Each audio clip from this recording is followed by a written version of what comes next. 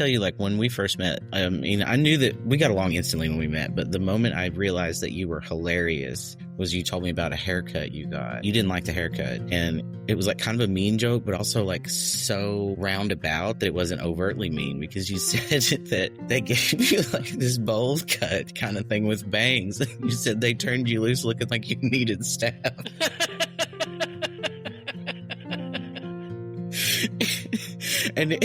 And I remember being the only one that laughed because that's such a hyper specific to like only somebody who spoke our dialect would understand what was so funny about that. It's like, you didn't say what kind, but some kind of help.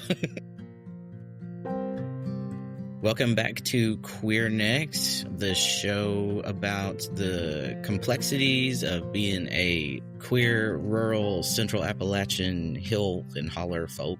I am your host, Ash. I am your other host, Beck. And welcome to episode 3. As long as we air these in the correct order, this will be episode 3. Yeehaw. I've been messing around with hashtags online, trying to like see what people will like notice and stuff, and I put yeehaw fuck the law. Nobody's using it yet. Yeah, if you listen to this, I made us like there's Queernecks. We're at Queernecks on Instagram and Threads now. I've not been on Threads. I can't figure it out really. I don't have any followers, but that's how I am on Blue Sky. We've got Blue Sky too. It's just a fucking wasteland to me. I can't figure it out.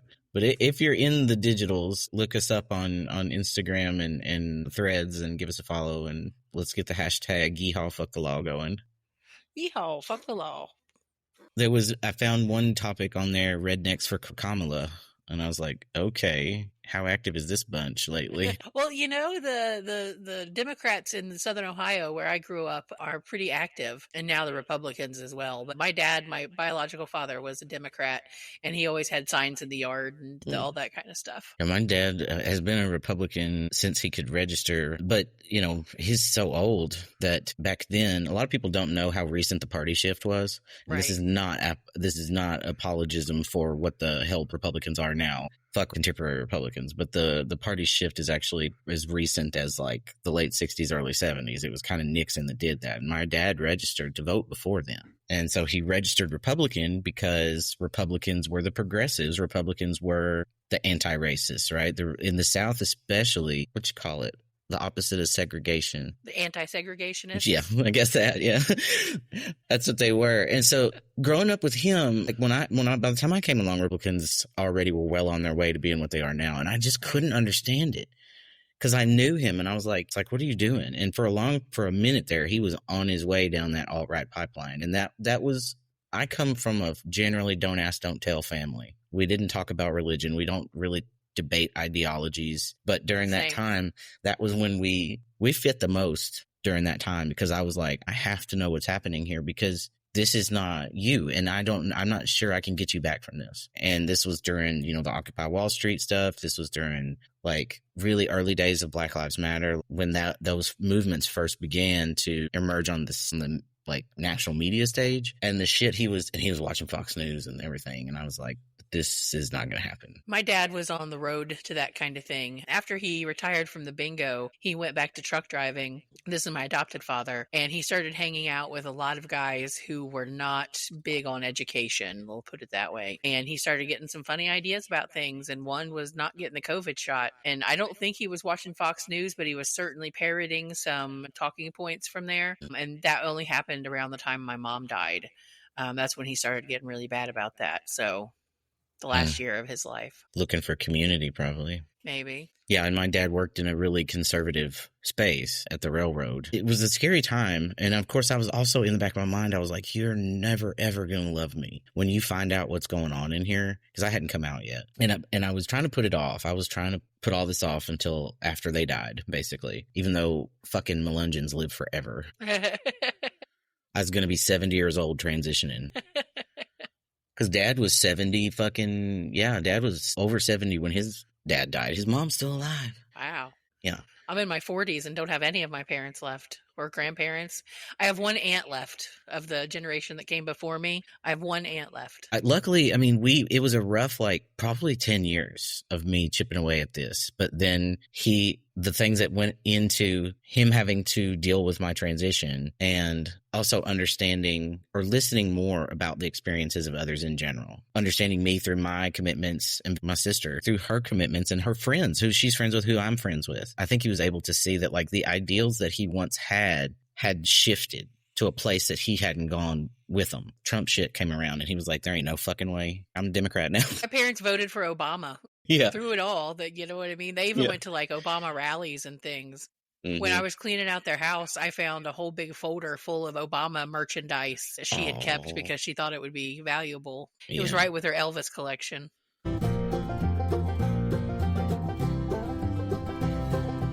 So I know that we talked a little bit about like dating and stuff when we were in school, and you know, it wasn't really something for you. Did you date anybody at all before you went away to college? So I had 2 boyfriends. Both were very nice young men. Yeah.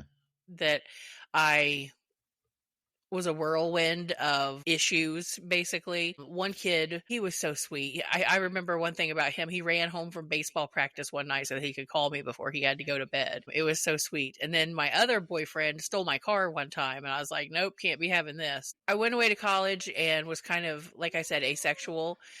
I didn't date anybody seriously until after I dropped out of school and moved to West Virginia. My first real girlfriend was somebody from West Virginia. So you didn't like do that get your heart ripped out of your chest thing in high school, Buck? I had a boy who was completely in love with me, though. I was on the other side of that. I was the object of affection for somebody who is now gay. He wrote me love letter after love letter after love letter. It was like in the yearbook, and then he would pass them to me written in purple ass ink. I don't know if you remember that, or if you were allowed to do it, but where my parents worked, the shop was open from 10 in the morning until 9 at night. So I had the house pretty much to myself. My brother and sister were already gone.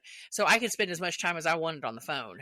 You know? Yeah, I spent once the younger kids got older, like once they were old enough to do things for themselves, I got to spend more time like by myself and with friends and things. And so I spent a lot of time on the phone too, because my friends, we all lived far away. Like when we were together, we would be together all fucking night. And when we weren't, we were on the phone together. Yeah.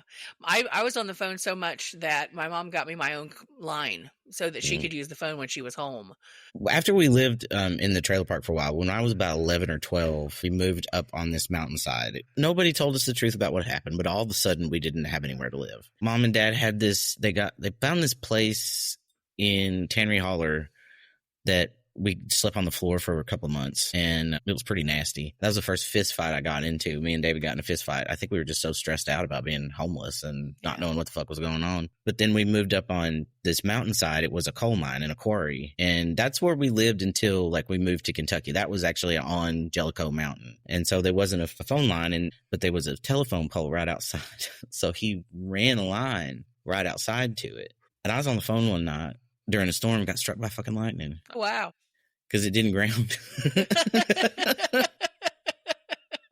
Did your entire skeleton light up like the cartoons? No, and it wasn't a real good, it was more like because it was through, like, those are really insulated lines, right. and it was through this, like, cheap-ass plastic. And so it really was just more like a zap. I mean, it did hurt my ear, and it's one of the things that happened to my hearing. But yeah, it was felt like just getting punched in the side of the head. And then the lights went out, and so I thought I'd gone blind. But living up there was the first time I got to watch TV, really. Yeah. I had access to TV my whole life. My mom was not much on restricting us from anything. The only time I ever got grounded was when they went to Vegas for a week and I threw a party. And I even got out of that because I made my mom laugh. I said, haven't you ever just wanted to do something bad? And she cracked the hell up, and I didn't get grounded or anything. I was a terrible criminal. I left beer cans in a garbage bag behind the house. Ashtrays still full that I didn't even notice were like in the back room. Yeah, and my parents always thought I was up to something too. I would get... Yeah.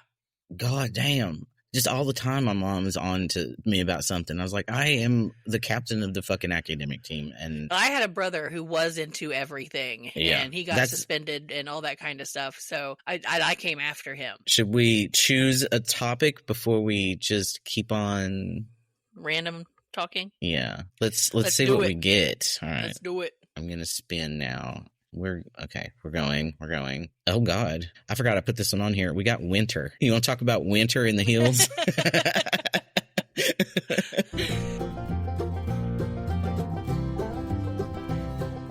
Do you know the difference between a run and a holler? Oh, The run has a body of water attached to it, like a creek. Okay. Some hollers have creeks, but they don't call them runs. But most runs have a creek attached to them. And I grew up on a run, so to get to my house, you had to cross a bridge.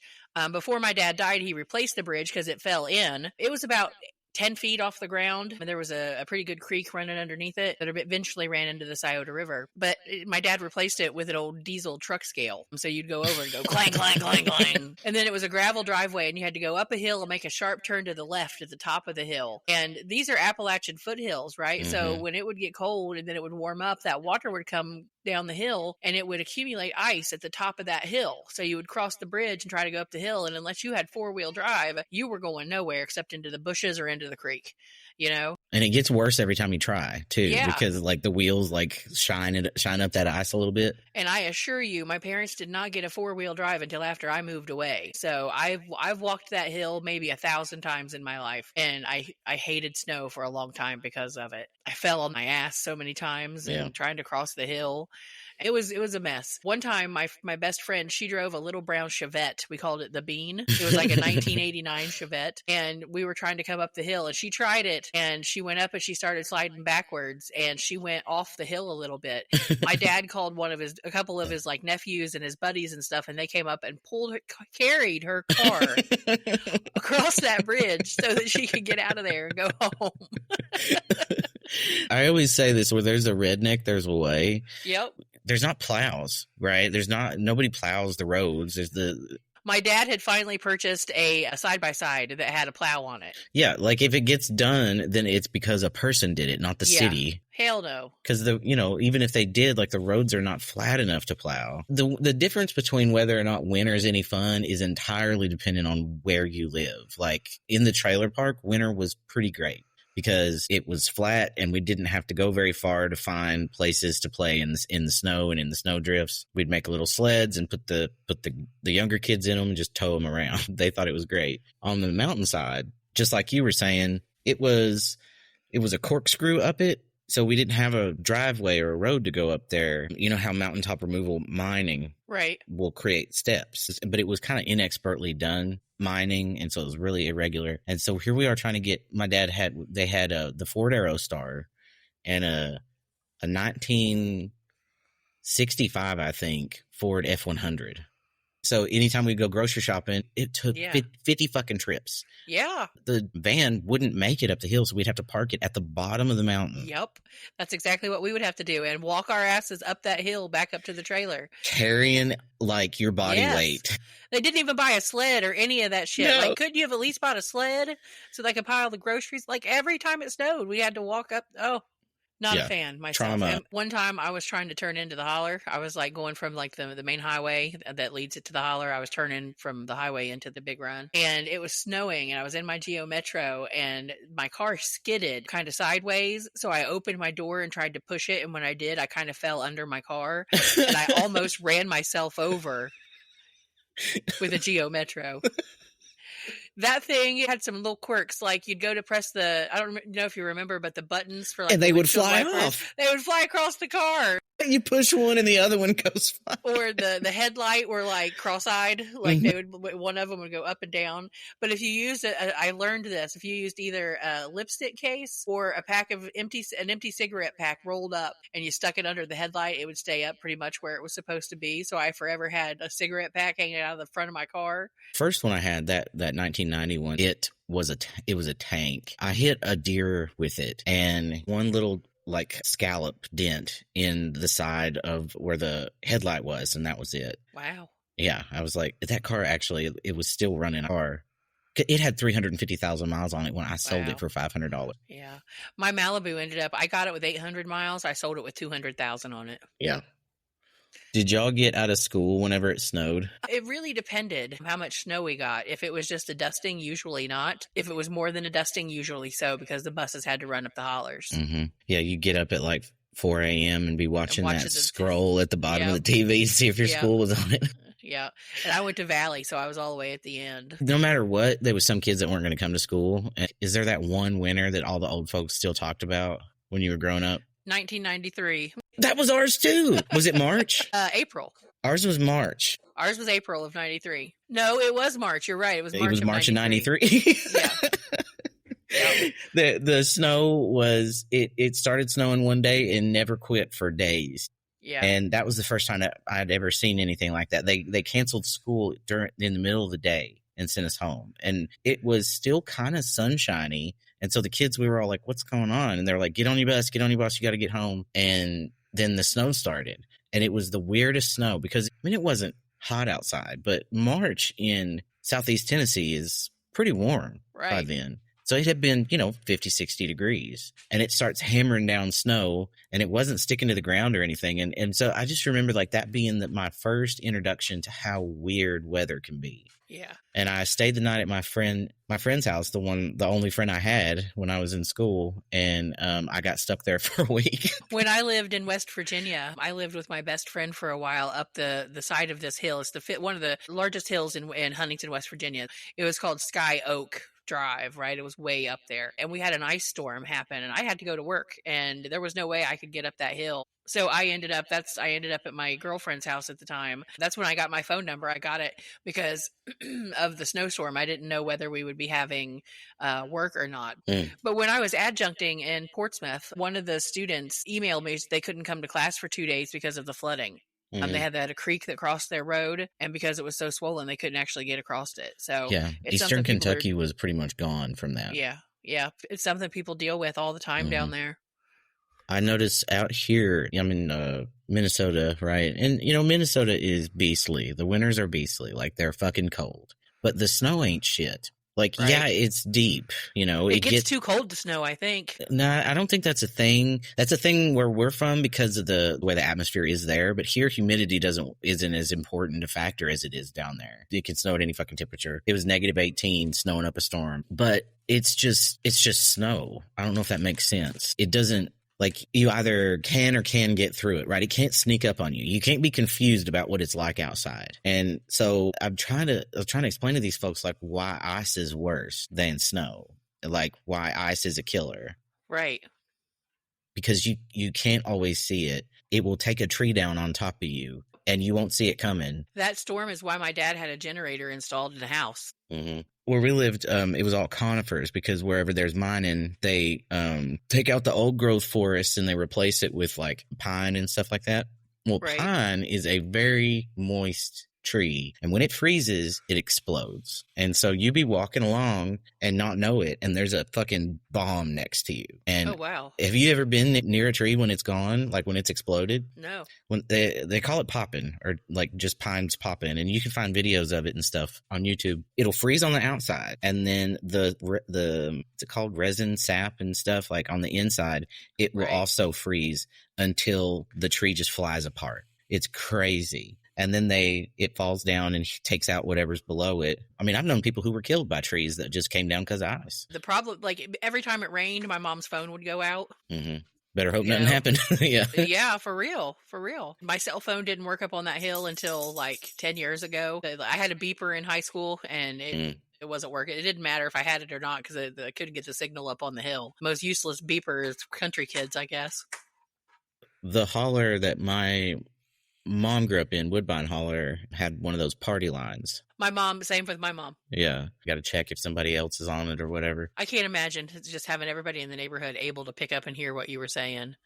It's wild. Yeah. The other thing, though, about like that winter in particular, 93, was the snow stuck around for so long. I had friends who part of the way like you deal with having kids in like places like where I'm from is you kind of crowdsource your childcare, and so all the other people that have kids around the same age, you just take turns having all of them. Right. There was these one kids that we hung out with who had a farm, and there was cows and pigs and quite a few other things, and one of the cow pasture was on an extreme grade. And so we built like a luge ramp basically during this storm. And my mom at the time worked at the vending center at the welcome station there at Jellicoe. And they had taken the front of a vending machine, like that vinyl piece that goes in the front that has like Coca-Cola on it or whatever. Right. They had taken that out. It was the slickest shit I ever felt. And we drilled holes in it and pulled it up like it was. And like we would get as many as we could of us in there and go down this hill. Like every time we went, it got slicker. And finally, we were just shooting across the highway. Wow. It was the dumbest shit. Yeah, I haven't been sledding in a long time. I remember my freshman year of high school, my friend Jonas and I'll talk about Jonas a lot.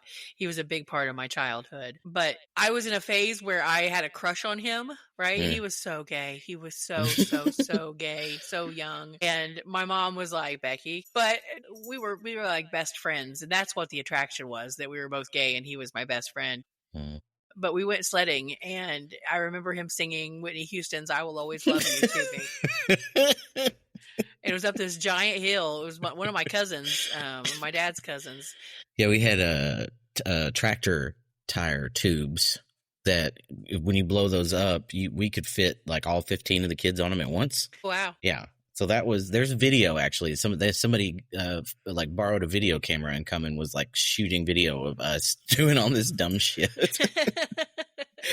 It had high potential for like last known photo, like this could have been somebody's last day. Right.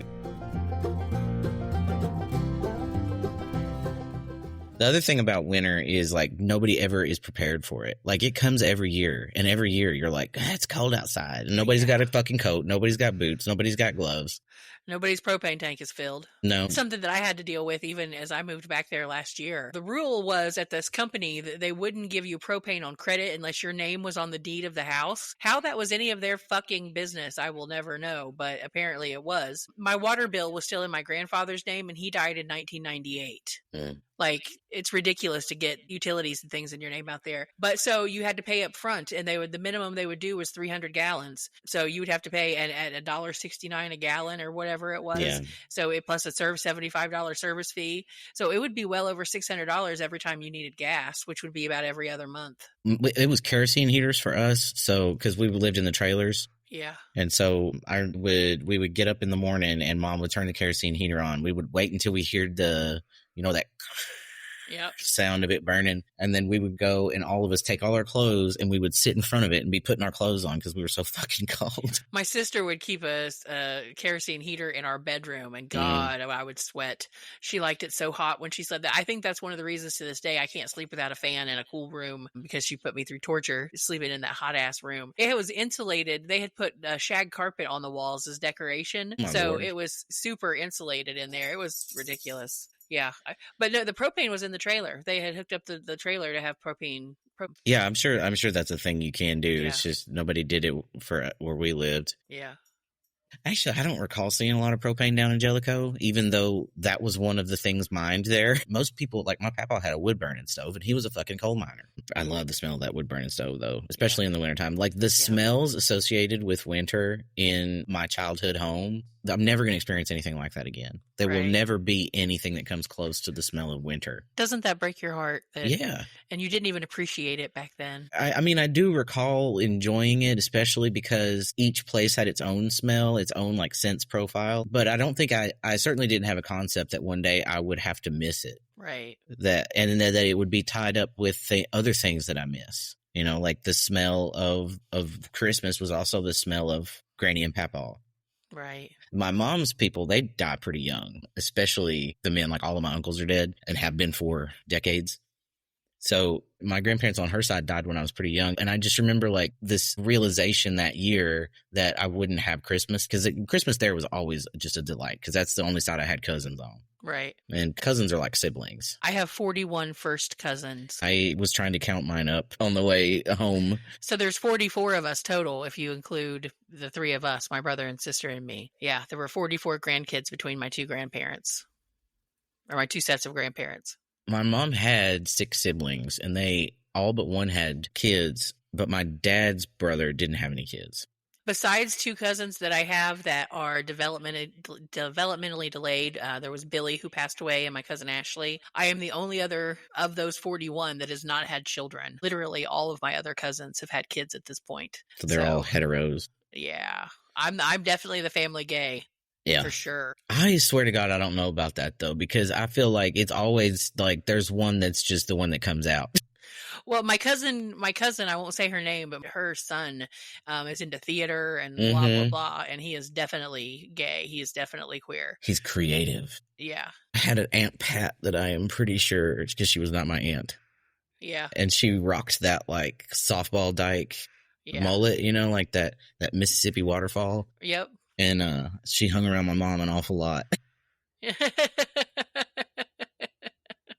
So you went to school with gay boys, but did you know any lesbians or bi girls? Nope, not a one. Okay.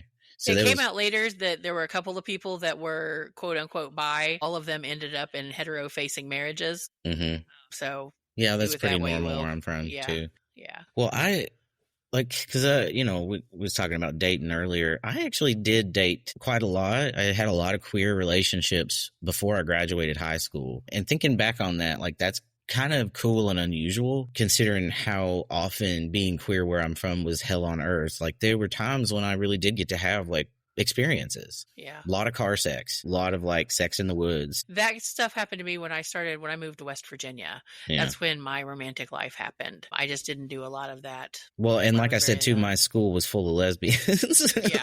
Lucky. But I also I just wasn't that, lesbians kind of intimidated me, or there was something about them that I wasn't that interested in, because it was like, I loved the bi girls and the straight girls. And I was earlier this morning, I was thinking about like for me, especially before like really coming to terms with not being a woman, dating a lesbian, it really does place you in a position of being a woman. Right. And so dating the straight girls and the bi girls, it's like straight girls will treat you like a man. I've dated lots of straight girls when I was a woman too. Like straight girls fuck other women. It's messy out there, folks. It's not all clear cut. But like the experience of dating girls who didn't identify as lesbian only, as only attracted to other women, just felt a little more neutral to me in terms of like gender roles. That's really interesting. Yeah, I just thought about it this morning because but the girl who broke my heart though, that was a straight girl. Fucking ripped it out and shat on it. Yeah. I had a rule that I wouldn't date bi girls or straight girls in any way. And Shanna was a certified straight girl when I met her. Right. It'll come get you. Yeah, it sure will. It worked out for me though, we've been together for 21 years. So yeah, well, I knew all kinds of lesbians too, and they would say shit like that. Like, I'd never date a bi girl; they'll leave you for a man. And it's like anybody could leave you for a man. What are you talking about? It's just so scary because you're afraid that they're going to be able to do what you can't do. That you be straight. That they're going to have that. They're going to be able to access that hetero privilege. Yeah, exactly. And that you're never going to live up to the kind of partner that a man could be because they could have all of those natural, quote unquote, natural things. But that's your problem, though. That's you thinking you're inferior to a man. She didn't say that. Right. You're exactly right. Because I remember those moments and I was like, something about this ain't right. And I can't put my finger on it. But I would parrot it, too. I've definitely said messy shit about, identities. Like being in gay spaces when I first went to college, Gen Z would faint. Just the ways that we talked about roles and gender, like gender and sexuality were just like they had to be statically aligned to one another. Something that I really stress when I teach women's studies is the difference between gender identity and sexual attraction. Yeah. Because I think so many people assume that they are one and the same, and they absolutely are not. They are two very distinctly different aspects of sexuality. Well, and I think we don't talk about, like, as a culture, this had nothing to do with winter, which is fine. We don't talk about the fact that gender is encoded into everything we do. It's a religion to us. The fact that we greet, like the standard greeting, it's normal to greet a group of people, ladies and gentlemen. Like you are greeting them folks genitals first. What are you doing? Right? How did that become the way we talk about people? Just asking someone what kind of baby they're having. Are you having a boy or a girl? Why do you care what kind of genitals that baby is going to have? Yeah, it's too weird. But yeah, I put a lot of miles on my frail teenage heart before I graduated high school. I did not. I was secretly kind of like had a crush on a girl who was my best friend, but I would never have acted on that in any way. We're still friends to this day. For me, it was all about being able to be masculine. And so if that's what if the lesbians got to be masculine, I was going to hang out with the lesbians. Yeah. I went to college and cut my hair off. Same. It was the best I've ever felt. Yep. I remember the day that I did that. I remember cutting it off at a little shop uptown in Oxford. I was like, let's do it. My mom was like, no, you didn't. And I got there and she liked it. But I've had short hair since I was probably 19. I've Me not too. grown it out a single time. I went as a girl for my sister's wedding. I was a bridesmaid. And so I grew my hair out for that. And I kept it for a while, but my hair was so damn thick when I was a girl. Yeah. When you take testosterone, it thins it out, so it's easier to deal with. Like, it's so much easier for guys to have long hair than it is for girls. Yeah, I bet. Because it's thinner. And she told me, she was like, you don't have to do that. And I was like, I am not starting a fight at your wedding. Because she was like, you can wear a suit if you want to. And I was like, I don't give a fuck. This is one day and it ain't nothing to do with me. I get that. You know, it was not important to me for like gender. Of course, it's tied up in how people view you, but that's always a close second to how I view myself. Right. And so it didn't really start to fuck me up to stay in the closet until I had to go into professional environments. And I was beginning to go into places where the person I was going to be the person I was forever. It was really difficult to change something like your name and your gender and stuff like that. Right. I bet.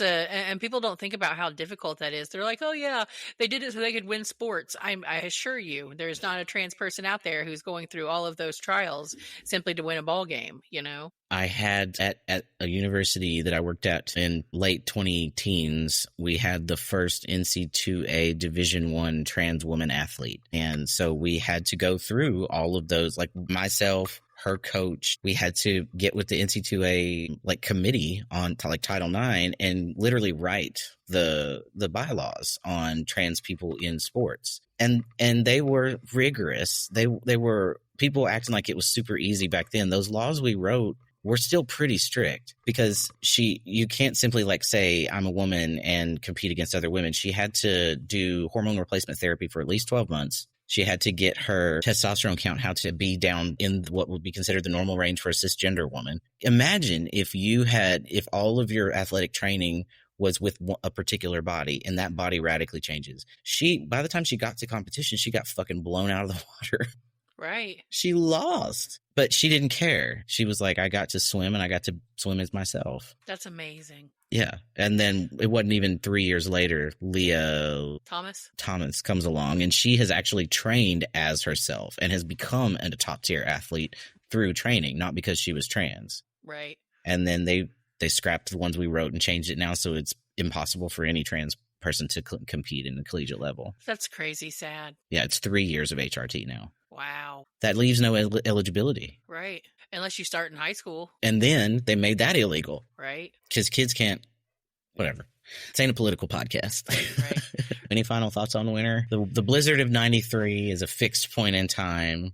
For me, winter was smells and rubbing Vaseline on my face so that I don't get chilblains. Always being underdressed for the weather. Mm-hmm. We never had money to buy coats and things like that. So I'd wear jackets and heavy sweaters and hoodies. And like 3 or 4 of them at a time. Yeah. Yep. And I'm with you on the smells for sure. The smell of propane, because there's nothing like the smell of propane through the house. Plus we had a fireplace and my grandparents had the wood burning stove. So we had both of those. And the smell of coffee for sure. Mm. We were a coffee drinking household. Hell I don't know yeah. how I don't drink coffee to this day. It's too I'm bitter fucking for me. addicted. My first cup of coffee, I was probably 3 or 4. Yeah. Now, I've tried it many different ways. It just feels like somebody's punching me in the nose every time I take a drink of it. I just cannot. Well, this feels like a good time for a word from our sponsor.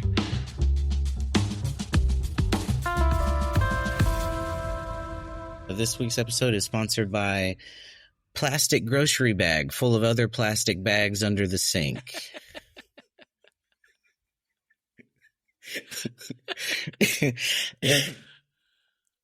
For 3/4 of a century, Plastic Grocery Bag, full of other plastic bags, has been a trusted Appalachian household staple. Everyone knows coming home from the monthly grocery run with 50 plastic bags can be overwhelming. The claustrophobia of them piling higher and higher in the corners of your trailer's tiny kitchenette, the racket of the kids splashing around in them, the otherworldly sight of them suspended in the meager breeze from the open window. But you can't just throw them out. Heavens, what if you shuck corn or shell runner beans and have to carry the mess to the slop in your shirt hem?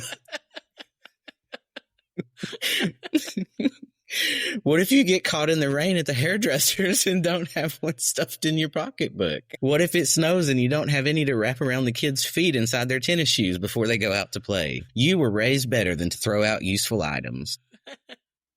Out of this great need, plastic grocery bag full of other plastic bags was born. The innovation opened doors to diversifying the kinds of plastic bags you could hoard, including bread bags, used Ziploc bags, and produce bags. Even the hairnets and stockings with runs Mommy swears she's going to make that quilt with. Plastic grocery bag full of other plastic bags under the sink is a proud sponsor of Queernecks podcast. Well, how about that? That's kind of them. That was great. Why did we all have one? We had one in like the kitchen and every bag. I have one now. Me too. We got one at work now. The ones now, they're not the same kind of grocery bag, so they're not quite as useful. They don't fit in your garbage can quite as easily in your bathroom. There's some bullshit out there now in terms of the plastic bag offerings. Yeah. Just miss me with it, you know. Now sounds like a good time to introduce our new segment, Nouns of Appalachian Interest, people, places, or things of Appalachian origin or importance to the culture. This will be something different every week. Today, we're going to dive into one of the most enduring legends ever to take flight out of Appalachia, the Mothman. It all started in November of 1966 in the small town of Point Pleasant, West Virginia. Two young couples reported a terrifying sight, a man-sized creature with glowing red eyes and giant white wings, chasing their car near the abandoned World War II munitions factory known as the TNT area. The local newspaper called it a man-sized bird. ... creature ...